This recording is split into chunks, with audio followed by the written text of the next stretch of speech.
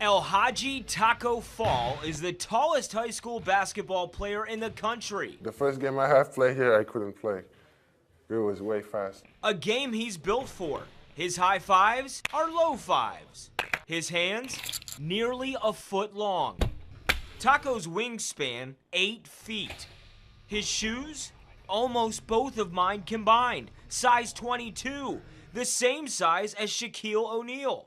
And Taco is taller than anyone currently in the NBA, and he's still growing. We went to a doctor just to check in, and he said that I might add a couple more inches in a couple months.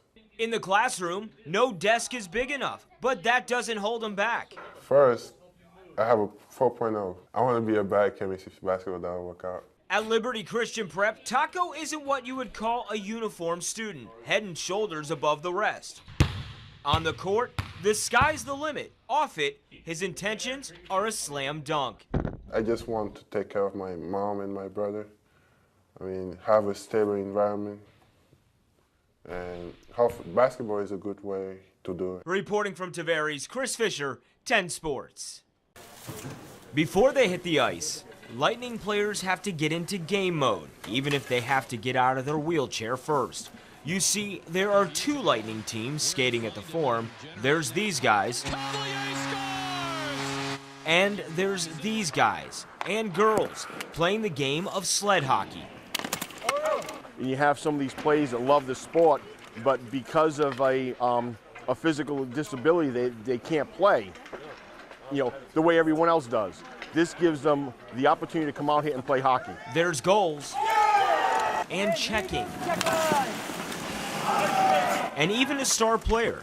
Declan Farmer is the Lightning's equivalent of Steven Stamkos, except Farmer also plays for the U.S. national team, and his sled takes him all over the world. I'm going to Canada twice this year and South Korea this spring, so it's a sport. I mean, I would have probably never started without the Lightning. The program is solely funded by the Bolts, providing ice time and equipment. To play the sport of sled hockey, you need some essentials, including sticks. These 2 have an edge to them so they can pick into the ice. Always have to have a helmet for safety. You have to have a sled, of course. And when you're playing here at the Forum, gotta have your Lightning jersey. To them, we're disabled, but to us out here, we are not. We're just players. Whether it's on skates or a sled, when players get into game mode, it's all about one thing: love for the game. Reporting from Tampa, Chris Fischer, 10 News.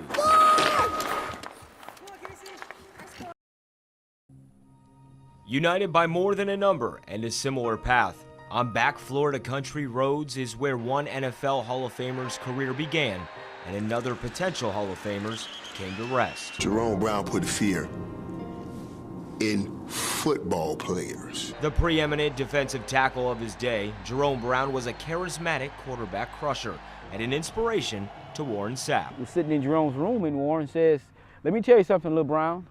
You know that Jerome, your brother, was my idol?" I said, "Really?" Then he says, "Do you know why I have 99? Because he was my idol." Mirrored in their veracity on the field and their larger-than-life personas off of it, Sapp followed in Brown's footsteps from college to the pros. He was one of the great people I have ever known. He had a smile that could light up a room, and he had one of the biggest hearts in the entire world. The place closest to Jerome's heart? Brooksville, where he held free youth camps and peacefully broke up a KKK rally. Now, 2 decades after his tragic death at the age of 27, a community center and scholarships bearing his name continue to inspire. Would do anything he could for him, for Brooksville, and we started the Jerome Brown Youth Foundation. We're keeping his name alive. We just want him to know about Jerome Brown and what he meant to this community. This evening, when they unveiled the number 99 next to Warren Sapp's name, it easily could have been another number. They put a number 99 up there. I think clearly, with respect to Warren and everything, there'll be a part of my heart that knows that's kind of Jerome Brown. Sapp followed a path laid out before him by Brown, and tonight, 2 friends will once again be reunited. They're not taking the field for battle, but a band of brothers they are, each one willing to sacrifice and put it all on the line for one common goal. That's a parallel Marine veteran Lance Corporal Josh Frey can identify with. He's from Clearwater, an Iraq War veteran, nearly killed twice in the fighting. Frey's life is still shaken by post-traumatic stress disorder, but his love for the Bucks helps him keep it together. Thursday, as part of his healing process, he made a gesture no one saw coming. The lifelong Buccaneers fan gave general manager Jason Light one of his 2 Purple Hearts. I can't tell you how humbled I am. At first, they didn't want it. Like, no, we can't do this. And I was, I wanted to tell them it's not about, me and my Purple Heart. It's, guys that come home and would just, in a box, only receive a Purple Heart. Startled, just sent chills. It was a part of his healing, for us to have it and show his support for us, which in the grand scheme of things is not nearly as big as what he's done. Frey earned his first Purple Heart wounded in action in 2004. RPGs nearly tore him apart in Fallujah. The second came just 2 weeks before he was set to come home. That fight still haunts him to this day. His friend, Hudson native Lance Corporal Josh Dickinson, went into a house to battle insurgents. There were just so many bad things that happened that day when he passed away, and I went in, we tried to go in and save him, and that's when I got shot in my arm, and it was just the fog of war of just clearing the houses in Fallujah, and I really thought I was a goner. Severely bleeding, Frey required 6 blood transfusions and 22 operations to repair his right arm. I kind of had a feeling that I wasn't going to come home. But Friday night, Frey felt right at home as the Bucks honored wounded warriors at their annual night practice. The story of his grand gesture fresh in the minds of the Bucks players and staff. It inspires us that, there's a lot of people that have faith in us and are supporting us. I wanted to do something for Mr. Light because I knew he's a new GM. I have this optimistic feeling that, of hope that, we've had some ups and downs in the last few years, just like veterans, our ups and downs, but, together, if you get the right team together, the right unit, and, the right support, you can do anything. So as they take the field this season, Frey hopes the sacrifices his band of brothers and sisters made will inspire the Bucks toward that one common goal of victory. A dark cloud hovers over youth sports. I just threw one pitch and then it started hurting. Woke up, couldn't move my arm. I went to get a checkup and I had a torn labrum. Kids pushing their bodies to be the best and make it to the top can wind up causing major injuries and career debilitating surgeries. The climate is such that it's getting your kid to go to college for free is a big deal, and having them be the stars is obviously what you want for your child. So that overuse, it perpetuates itself.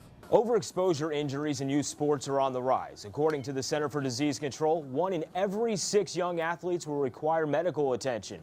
One of the major reasons why? Overuse on the body.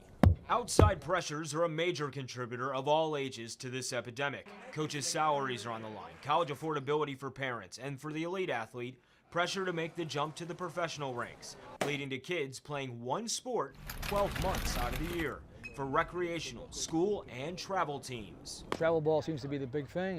You pay a lot of money and you go to a lot of tournaments, and they think that more scouts there. St. Petersburg High senior catcher Aaron Houghton says scouts and coaches' livelihoods force them to push athletes. They want to succeed as a coach, but at the same time, maybe they don't understand the pain, so maybe they're just like, oh, you can play through it because it's not really that bad. That's why we're here, preventing a possible elbow injury.